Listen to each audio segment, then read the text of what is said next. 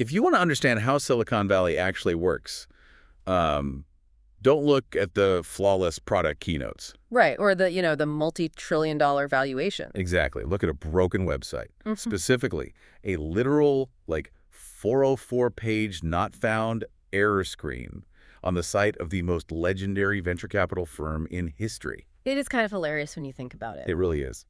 So welcome to the Deep Dive. Our mission today is to cut through the noise of modern tech culture, and we're going to examine the foundational blueprint of the whole startup ecosystem. And we're doing that by looking at one of its original, most crucial architects, Eugene Kleiner. Yeah. And to do this, we are pulling from two main sources today. One is a comprehensive historical breakdown of his life and career. And the other is, well, that ironic modern artifact you mentioned. Right. The current 404 error page, pulled directly from the Kleiner-Perkins website, complete with, its 2026 copyright, a highly secure LP login portal, and a hyper-exhaustive cookie policy. Which is just so perfectly corporate. Okay, let's unpack this.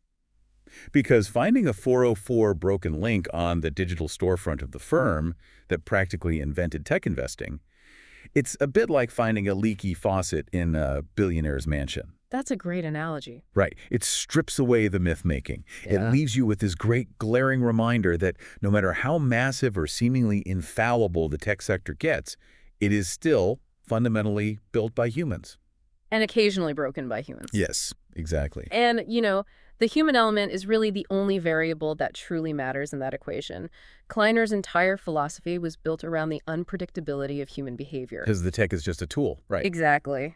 He understood that before you evaluate the silicon or the software or the market fit, you have to evaluate the people running the machine. That makes total sense. So we are going to extract his rules for evaluating ideas and taking risks.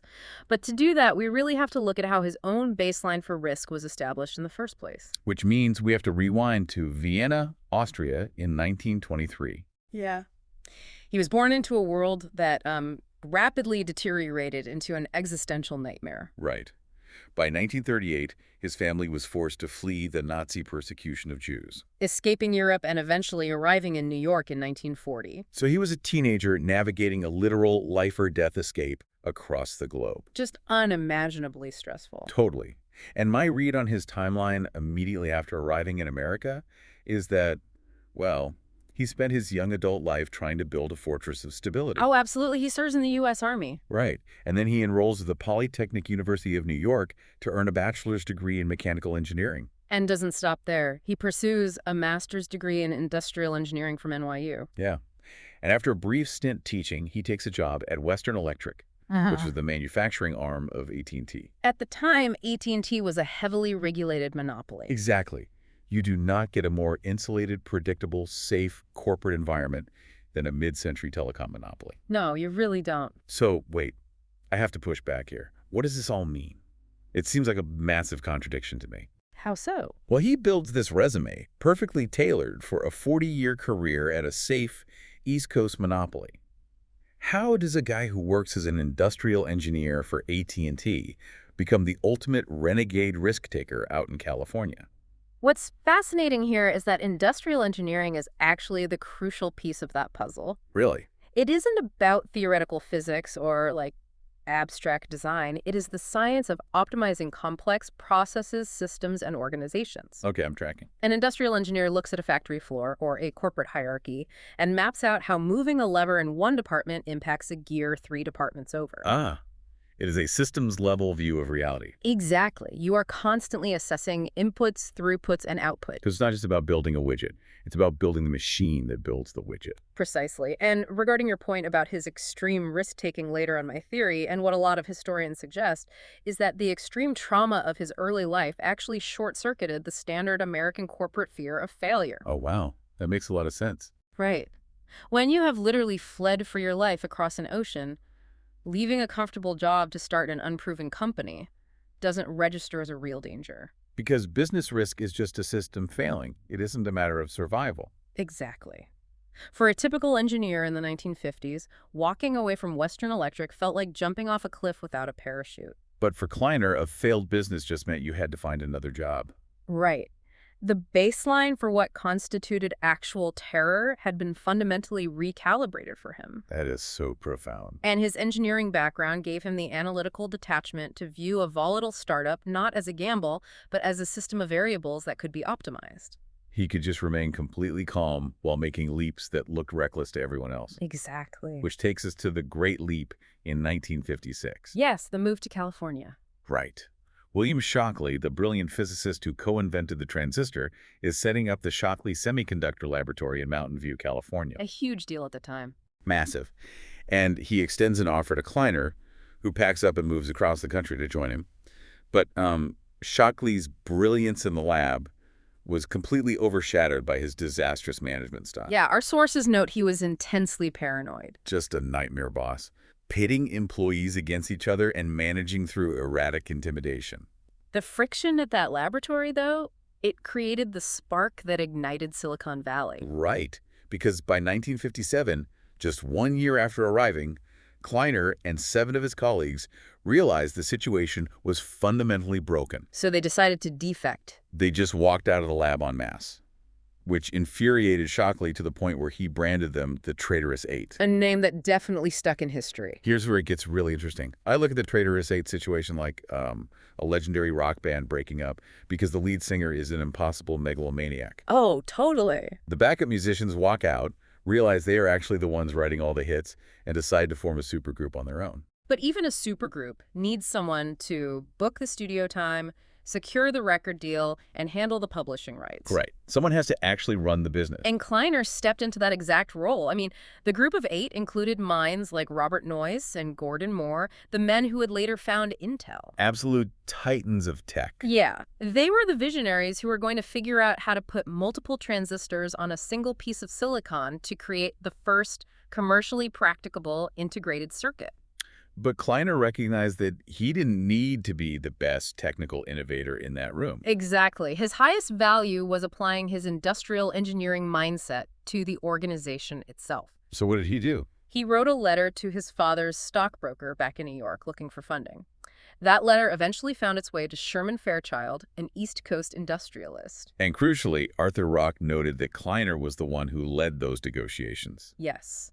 He secured a $1.5 million investment to launch Fairchild Semiconductor. That is incredible. So he pulled himself out of the lab and just took over all the administrative duties. He essentially became the human shield and the operational plumbing for these geniuses. He managed the finances, the hiring, the organizational structure, also that Noyce and Moore could focus purely on building the technology. He stopped engineering components and started engineering the company. That is such a great way to put it.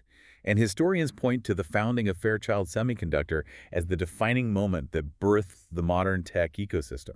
But he didn't stop there. He evolved again. Right. Moving from building a single company to building the machinery that funds every company. Exactly. If Fairchild was his masterclass in architecting a single company, his next phase was architecting the machinery that would fund entire industries. So in 1968, Noyce and Moore leave Fairchild to start Intel. And Kleiner invests his own personal capital into their venture. A very smart bet. Oh, for sure. Then, in 1972, he forms a partnership with Hewlett-Packard veteran Tom Perkins. They set up an office on Sand Hill Road and officially launched Kleiner Perkins. Later adding Brooke Byers and Frank Caulfield in 1977. But we really need to look at what venture capital actually was before Kleiner Perkins. Yeah, because it wasn't a distinct industry at all. No. If you were a founder looking for money in the 1950s or 60s, you had to go to East Coast banks or wealthy families. It was highly conservative, slow-moving money. Kleiner and Perkins completely re-engineered that model. They brought the capital directly to the engineers out in California.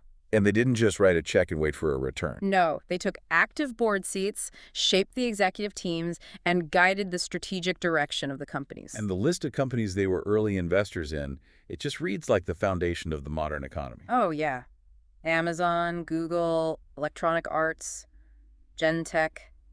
AOL, Sun Microsystems, the list goes on, over 300 massive firms. They formalized the structure of the venture capital fund itself. They popularized the model where general partners like Kleiner and Perkins make the active investment decisions, while limited partners provide the massive pools of capital. And those limited partners, the LPs, those are university endowments, massive pension funds, institutional investors. So Kleiner Perkins wasn't just gambling with pocket change.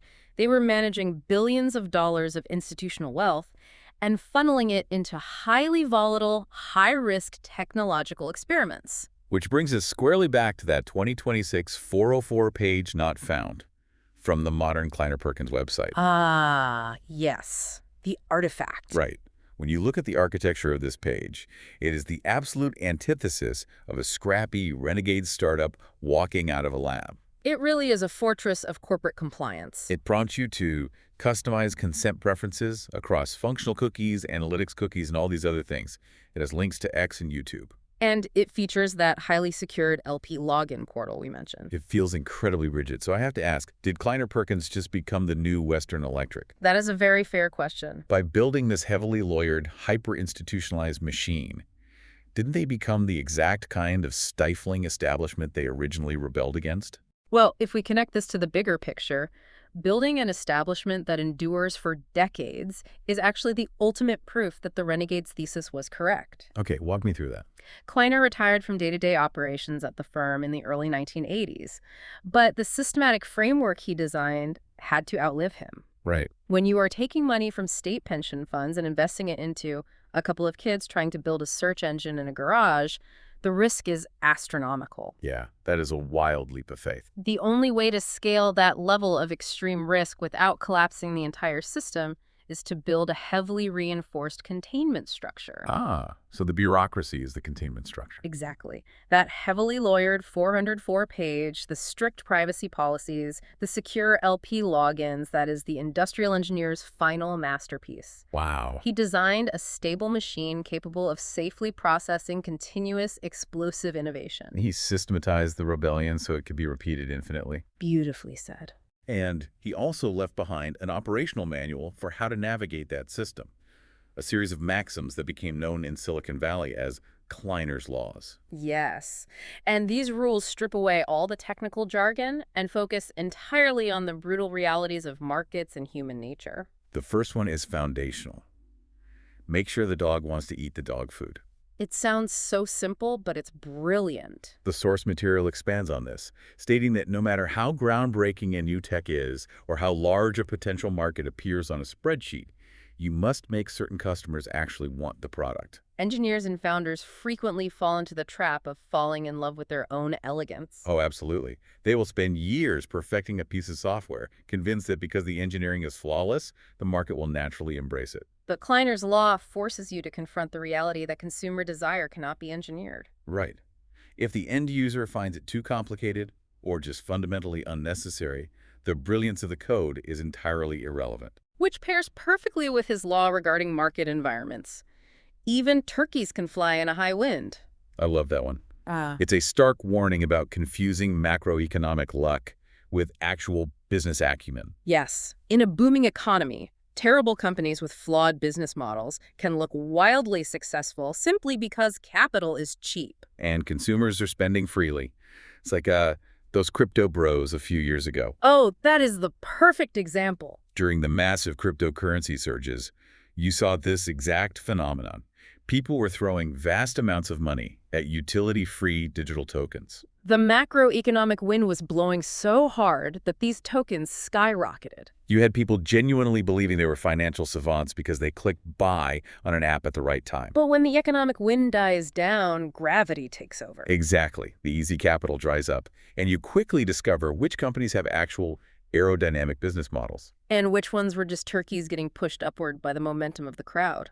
Kleiner understood that a true evaluation of a company's strength can only happen when the environment becomes hostile. He also embraced the reality that things will go wrong. He had a law that simply states, there is a time when panic is the appropriate response. Which is so refreshing.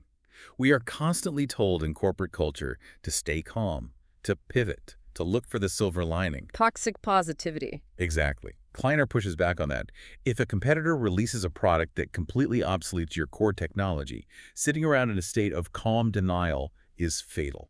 Panic, when channeled correctly, creates the urgent, aggressive action required to save a dying system. Oh, true. But his most profound law, in my opinion, addresses the paralysis of leadership. He stated, the more difficult the decision, the less it matters what you choose. This raises an important question, right? Because on the surface, that sounds like a paradox. It really does. If a decision is incredibly difficult, conventional wisdom suggests you should spend more time analyzing it, gathering data, debating the nuances. But Kleiner, leaning on his systems-level perspective, realized the exact opposite is true. Let's walk through the mechanics of that. Okay, let's do it.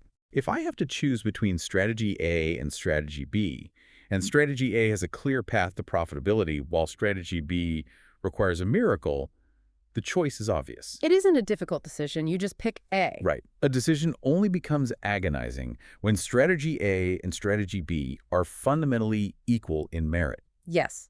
They both carry significant risk, they both offer massive upside, and no amount of additional data is going to break the tie. So the difficulty of the choice is actually a signal that the options are balanced on the scale. Exactly. Therefore, the selection itself is no longer the variable that determines success. You can spend 6 months trapped in analysis paralysis trying to find a 1% advantage in strategy A. But in those 6 months, the market has completely moved on. Kleiner understood that when the options are equal, what dictates success is the velocity and conviction of the execution after the choice is made. If you pick strategy A and commit every resource, every ounce of talent, and every drop of focus to making it work, you force it to become the right decision. Wow.